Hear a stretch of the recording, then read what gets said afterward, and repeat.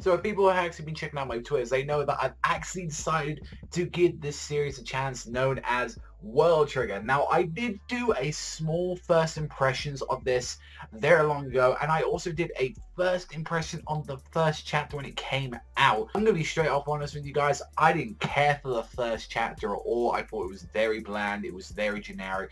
Same thing with the anime, but I gave the anime about like 7 episodes and I dropped out. I think honestly it's a terrible adaptation, and yeah, not one of Toei's finest works. But recently I decided to give it a chance, and this is going to be impressions of the current stuff that I've read, which is about 34 chapters of the manga, which is more than quarter of the current series out at the moment. I just finished like the Black Trigger retrieval arc, and I think that's a fair stopping point to start off a new arc and saying, yo, this is going to be my impressions on the actual series known as World Trigger. Now, people who actually don't know anything about World Trigger, it's a new Shounen Jump series. Very more grounded to earth, but it has a lot of sci-fi elements in the way that you have these monsters come out from another world. There's a mysterious high-tech organization known as Border who deal with them, and there's like different people and squads to deal with it. And we get to see that our main character, his name is Yuma Kuga, who, as you can see, is the main character of the series.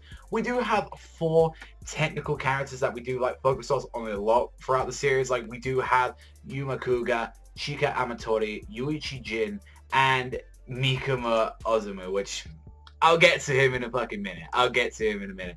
But mainly throughout what I've seen so far in the series, it's been mainly focusing a lot on Yuma's story and like how he's been getting to this world. It's sort of like Mikoto is like sort of the one that's just showing him around, and we find out very early on that Yuma is actually one of the neighbors that they've been battling since they're different. They have humanoid neighbors, and then they have these giant insecty kind of monsters which, you know, Border has to take care of, you know, protect citizens and, you know, do their average. Now, one thing I can definitely say from the start is that the best thing from the first starting off chapters is definitely the main character, Yuma. He does not take any shit. He can tell when you're lying, and he will straight up fuck people up. He will like go and murder a motherfucker if he has to. Like, he's very clueless to how the actual human world works, and it's like really up to Mikoto to actually like show him around and kind of say, can you not kill people please, and can you like please to act like a normal person. Like, and definitely from what we see with Mikumo is like actually like I'm the straight guy, I do everything by the books, like I want to protect the weak, you know. And definitely he is the weakest part of the story of the main character perspective, that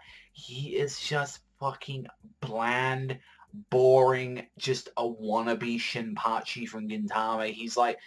And also as well, surprisingly, he's the fucking leader of these motherfuckers that has got it. He's actually bossing around Yuma, and I'm like, are you fucking serious? Why are you following this guy? Like, honestly, like, from what I've seen of him so far, he is very annoying. Right? Honestly, pretty much every panel that I've seen about him, I just generally haven't cared about. Chika Amatori, and I haven't known too much about her, but honestly, from what I've seen of her so far, she's really not interesting at all. The only thing that's of real interest about her is that she's the sniper of the group, and that she has a great amount of Tryon, which is sort of the energy source that they have for the world. And definitely, like, the most favorite characters is Jin and Yuma, and it's like, Jin, from what I just saw right currently in the manga, he is a badass. He can take on 6 people at once.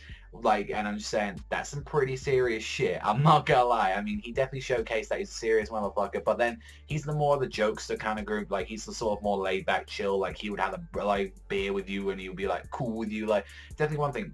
Now, the biggest flaw of this series, and I may be going to it, is definitely the characters. I feel like the characters from where I'm at the moment need to be exploring. Like, yeah, Yuma and like Jin as well is awesome, like, but that's mainly because their fight scenes. Like, honestly, the best part of the story that I've read so far is Yuma's backstory, but the most weakest parts of the story so far is definitely the stuff with Chika and then Mikumo as well. He is a very weak and bland character for a main one, and he's just very cut in the middle, like, you know everything. And it's like, the first volume of the series as well did not at all like grip me at all. Like, I was like, okay, like, I mean I had the volume, so I kept reading, I kept checking out, and then there were other characters as well that got me interested. Like, I really like the more concept of the border, like, everyone's not on each other's side. There's like different branches throughout all of them. Like, you got like these 3 main branches, and they all trying to fight for the controller to be like the top dogs. And it's like, I do like that stuff, and it's like you've got a lot of characters like that are introduced, but a lot of them are just, you know, just kind of generic, and like there are a few that are awesome and just like fleshed out a little bit, but I kind of want to see more of their story than the actual main cast the most of the time. But like I said, the best part of the story is actually when you find out more about Yuma and his like whole flashback. That's probably the best part I've seen so far in the story, and I believe that was the start of volume 3 of the series. Honestly, it really took until volume 3 to 4, especially, where I started getting more interested in this series. I was like, one thing that can be said, and it's like, this series has really, and I mean really good detailed world building and just everything around the environment. You can definitely see the manga loves just telling you everything. Like, he will tell you about every weapon. He will tell you about everything that's kind of going on. There's a lot of strategy to the fights. It isn't just, I'm just going to go in guns blazing. Like, they actually work as a squad, as a team. And as I said, there's a 6-on-1 match in this series. Just because this guy is this powerful, they are planning every step. They're like saying, okay, we need to deal with this guy straight away. We're going to fuck him up. And it's like, you'd be surprised about the shocking results from that one, because that was a very good fight. I really want to see more of what's going on. Like, where I stopped at was like they're now about to begin like some enlistments or rank battle kind of thing. And apparently, I believe there's like 10 more chapters in this where this big, large invasions war or something happens. And that's where, honestly, everyone was saying that's the best part of the manga, and that you really go look forward to that. Personally, from what I've seen from both the anime and the manga, is it hype?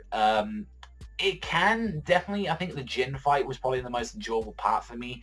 But it's like, definitely, well, I did get very more grabbed into Yuma's character. But it's like, the one thing that this series needs to win me on, and it's definitely for me to keep reading, is that I need to generally care more about the actual main characters. I need to care more about Chica. I need to care, I mean, like, because I know they're going to be the main part of the series, but they're both bland. That's just the thing, that they're actually boring to look at. Like, at the moment, I'm more interested about learning the world at the moment than I am kind of interested about where they're going to go more with the story. Like, I kind of want to see more engraved into that. But like I said, for an actual reader, like, honestly, I'd say give this a chance. If it's between the anime and the manga, I'd honestly go with the manga. The anime really does a bad job showing it. Like, I know they got better at some point, but it's like, honestly, guys, like, it's very bad animation. It's very low quality, and honestly, that's one thing I could say about it. The art definitely picks up for the volumes that I've been reading, and it's, you know, it's getting a lot better, but it's nothing to rant and rave about. What would I give it at the moment? Originally, when I first read the first volume, I gave it a 5. I was like, there's nothing there. But then as I started growing more into the volumes, to about volume 3 and 4, it started raising to a 6, to between a 6.5 to a 7, because regardless of what, those 2 volumes, that can really turn a lot of people up, especially maybe the first volume.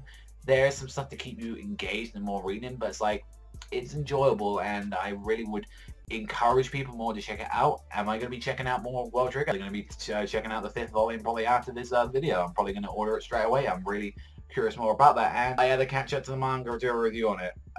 That honestly depends how much I come to love this series. I mean, I'm curious about the series, so maybe you'll see me like catch up to it, and maybe I might do like a chapter maybe here and there, but at the moment, don't think of it too lightly. But I'm very curious to check out the series more in the future, and it's good. It just needs some improvements. What do you think, guys? What do you think about this impressions I gave of World Trigger? Do you think I was fair with it? I think I'm being 100% honest with this, and it's like, I think this got some good potential in it, and I think this series can definitely go somewhere. It really just depends like how he's honestly going to do it with the characters. That's the major flaw at the moment. It's like, you got Yuma, you got Jin, they're awesome, and you got some of the other guys like Jin's rival and like a few of the other guys, but it's like, you really need to start sorting out these like main characters a little bit more, and just like make them a little bit more interesting to like read about and like talk about and develop them a bit more. But that's all from me, everyone, so thank you very much for watching as always, and I will see you guys next time.